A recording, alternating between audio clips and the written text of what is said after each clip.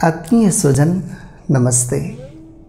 योग दर्शन स्वाध्याय माला के अंतर्गत आज की कक्षा में आप समस्त स्वाध्याय प्रेमी मुमुक्षुजनों का हार्दिक अभिनंदन। वस्तुतः योग सूत्र मनोवैज्ञानिक ग्रंथ है। इस ग्रंथ के अंदर महर्षि पतंजलि मन से संबद्ध विविध सूक्ष्म विषयों का अत्यंत क्रमिक ढंग से सूत्र रूपेण विवेचन प्रस्तुत करते हैं।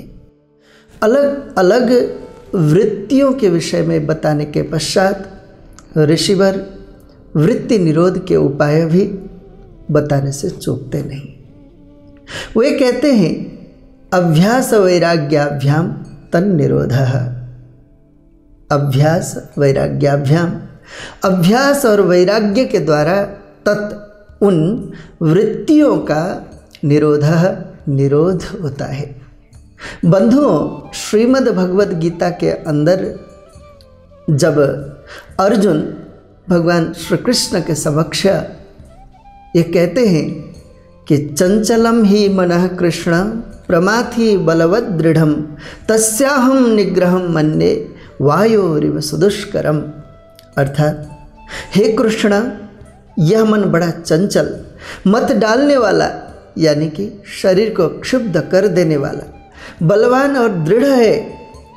उस मन को नियंत्रण में रखना, पकड़ कर रखना, मैं वायु को पकड़ कर रखने के समान अत्यंत कठिन मानता हूँ।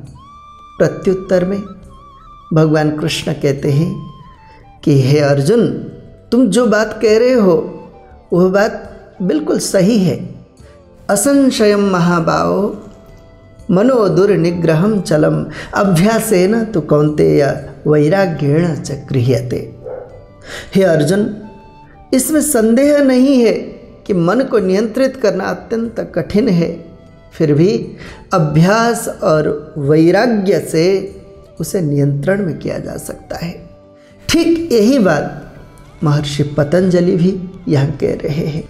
विषयों के प्रति जो राग है, जब वह राग विषयों का यथार्थ ज्ञान होने से हट जाता है तो उसे वैराग्य कहते हैं। वैराग्य रूपी साधन के द्वारा चित्त का स्वाभाविक बहिर्मुखी प्रवाह रोका जाता है तथा अभ्यास रूपी साधन के द्वारा आत्मोन्मुखी प्रवाह स्थिर किया जाता है।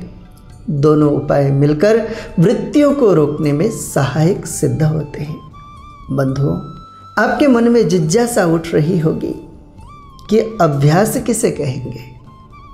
महर्षि पतंजलि आपकी जिज्ञासा का समाधान इस सूत्र के माध्यम से करते हैं।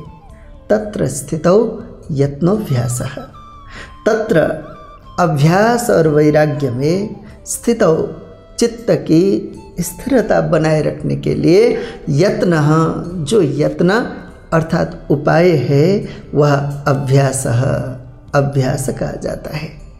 कहने का तात्पर्य यह है कि वृत्तियों से रहित चित्त का प्रशांत रूप से बने रहना स्थिति है, और उस स्थिति का संपादन करने के लिए जो बल, उत्साह और प्रयत्न अपेक्षित है, उस प्रयत्न को करने की इच्छा से जो साधनों का अनुष्ठान किया जाता है उसे अभ्यास कहते हैं।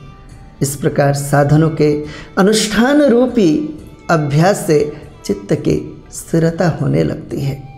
लेकिन बंधुओं, यह अभ्यास एक दिन या 2 दिन या कुछ दिन करने मात्र से सिद्ध नहीं होगा। इसके लिए क्या करना होगा, आगे ऋषिवर कहते हैं सतो दीर्घ काल नैरंतर्य सत्कारा सेवितो दृढ़ भूमि ही, अर्थात दीर्घ काल नैरंतर्य सत्कार आसेवितः। दीर्घ काल तक निरंतर और आदरपूर्वक आसेवित, यानी कि अनुष्ठित होता हुआ सह, वह अभ्यास तो दृढ़ भूमि ही, दृढ़ अवस्था वाला हो जाता है।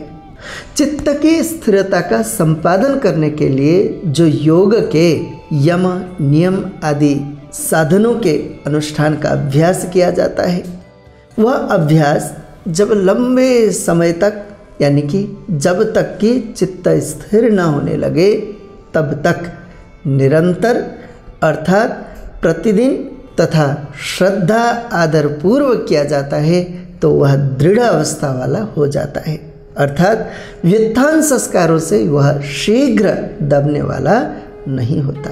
बंधुओं, अभ्यास के विषय में बताने के पश्चात महर्षि पतंजलि वैराग्य के विषय में भी लिखते हैं, दृष्टानुश्रविक विषय वितृष्णस्य वशीकार संज्ञा वैराग्यम।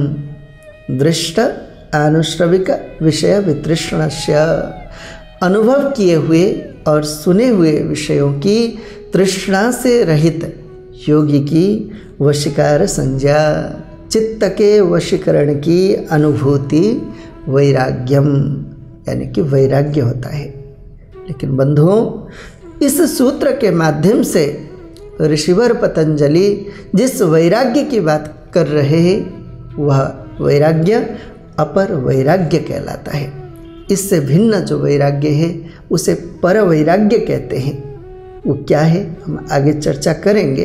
अभी हमें बस इतना समझना है कि वर्तमान जीवन में अनुभव में आने वाले सभी गंध रस आदि तथा अन्य स्त्री अन्न जल दुग्ध धन भूमि प्रतिष्ठा आदि विषय दृष्ट कहे जाते हैं और शास्त्र आचार्य आदि के द्वारा जाने गए स्वर्ग आदि पारलौकिक विषय अनुश्रविक होते हैं।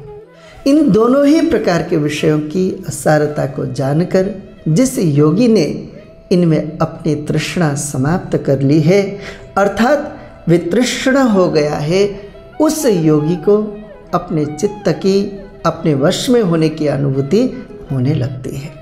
उस चित्त की अपने वश में होने की अनुभूति का नाम ही वैराग्य है, जिसके द्वारा चित्त का निरोध किया जाता है, यानी कि चित्त में उठने वाली वृत्तियों को रोका जाता है। इस वैराग्य के होने पर चित्त में दिव्य अदिव्य विषयों के साथ संबंध होने पर भी उन विषयों को भोगने की प्रवृत्ति नहीं होगी। इसी का नाम अपर वैराग्य है। और इससे भिन्न जो वैराग्य है वह पर वैराग्य कहलाता है। तो वो क्या है फिर? पतंजलि लिखते हैं, तत्परम पुरुष ख्यातिर गुण वैतृष्ण्यम। पुरुष ख्याति है जीवात्मा का साक्षात्कार होने से, अर्थात जीवात्मा स्वयं का जब यथार्थ ज्ञान प्राप्त कर लेता है तब जो गुण वैतृष्ण्यम सत्व रजस तमस जो तीन गुण होते हैं उनके प्रति तृष्णा की समाप्ति हो जाना, तत् वह परम पर वैराग्य कहलाता है। दृष्ट और आनुश्रविक विषयों में दोष दर्शन से अपर वैराग्य को प्राप्त होकर साधक संप्रज्ञा समाधि की पराकाष्ठा में पहुंचकर जब आत्मदर्शन का बार बार अभ्यास करता है तो उससे प्राप्त प्रकृष्ट विवेक ज्ञान वाला होकर सत्व रजस तमस तीनों गुणों से भी विरक्त हो जाता है। इस अवस्था को ही पर वैराग्य कहते हैं। यही ज्ञान की पराकाष्ठा है।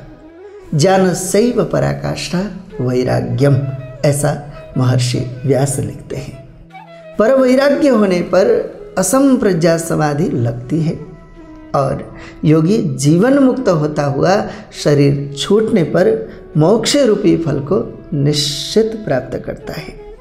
याद रखिए, अपर वैराग्य होने पर जीवात्मा प्रकृति का व स्वयं का साक्षात्कार कर लेता है और पर वैराग्य होने के पश्चात वह ईश्वर का साक्षात्कार कर लेता है। पुनः इस बात पर ध्यान दीजिए बंधुओं, चित्त की वृत्तियों को तभी रोका जा सकता है जब हम दो साधनों को साथ साथ अपनाते हैं। पहला साधन अभ्यास और दूसरा साधन वैराग्य। हमें निरंतर आयास करना है, प्रयास करना है, लेकिन कैसे? ज्ञानपूर्वक।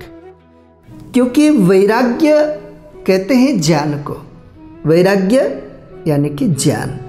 ज्ञान भी दो तरह का होता है, नैमित्तिक ज्ञान और प्रात्यक्षिक ज्ञान। शास्त्रों के माध्यम से, गुरुओं के माध्यम से, आचार्यों के माध्यम से हम जो ज्ञान प्राप्त करते हैं वह नैमित्तिक ज्ञान कहलाता है। और समाधि की स्थिति में जो ज्ञान प्राप्त करते हैं या साक्षात्कार से प्राप्त होने वाला जो ज्ञान है वह प्रात्यक्षिक ज्ञान कहलाता है। तो हमें अभ्यास भी करना है, लेकिन साथ ही साथ ज्ञान को भी बढ़ाते चलना है, अपने ज्ञान के स्तर को उन्नत करते चलना है। निरा अभ्यास से कोई भी व्यक्ति वृत्तियों का निरोध नहीं कर सकता। वृत्तियों के निरोध के लिए ज्ञानपूर्वक अभ्यास करना आवश्यक है। आत्मीय स्वजनों, यदि आप हम भी अपने चित्त की वृत्तियों को रोकना चाहते हैं तो हमें भगवान श्री कृष्ण व महर्षि पतंजलि निर्दिष्ट इन दो उपायों को अवश्य अपनाना होगा, अभ्यास और वैराग्य। ध्यान दीजिए इस बात पर कि हमें अपने अभ्यास को निरंतरता देनी है, निरंतर हमें प्रयास को जारी रखनी है। लेकिन कैसा अभ्यास? जो ज्ञानपूर्ण हो। निरंतर अपने ज्ञान के स्तर को उन्नत करते हुए हमें अपने अभ्यास को भी और सुदृढ़ करना होगा, अपने अभ्यास को और बढ़ाते जाना होगा, उसकी गति को और अधिक तीव्र करते जाना होगा। महर्षि पतंजलि इस बात की ओर भी संकेत कर रहे हैं कि हमें सैद्धांतिक ज्ञान और व्यवहारिक अभ्यास, इन दोनों को साथ साथ लेकर आगे बढ़ना होगा। जो केवल सिद्धांत को जानते हैं और अभ्यास नहीं करते, वे भी चित्त की वृत्तियों का निरोध कभी नहीं कर सकेंगे। और जो केवल कहीं से जो पता चल गया, कहीं से सुन लिया, तो ऐसे अभ्यास को तो करते हों लेकिन अपने ज्ञान के स्तर को उन्नत ना करते हों, वे लोग भी निरुद्धावस्था को कभी प्राप्त नहीं हो सकेंगे। अतः हम सभी अभ्यास व वैराग्यपूर्वक चित्त वृत्ति निरोध के अपने लक्ष्य की ओर सतत बढ़ते रहें। आप सभी लोग निरुद्धावस्था को प्राप्त हो सके, ऐसी मंगल कामना के साथ आज के लिए यहीं विराम लेते हैं। ओम शांति शांति शांति। जय ऋषिपद।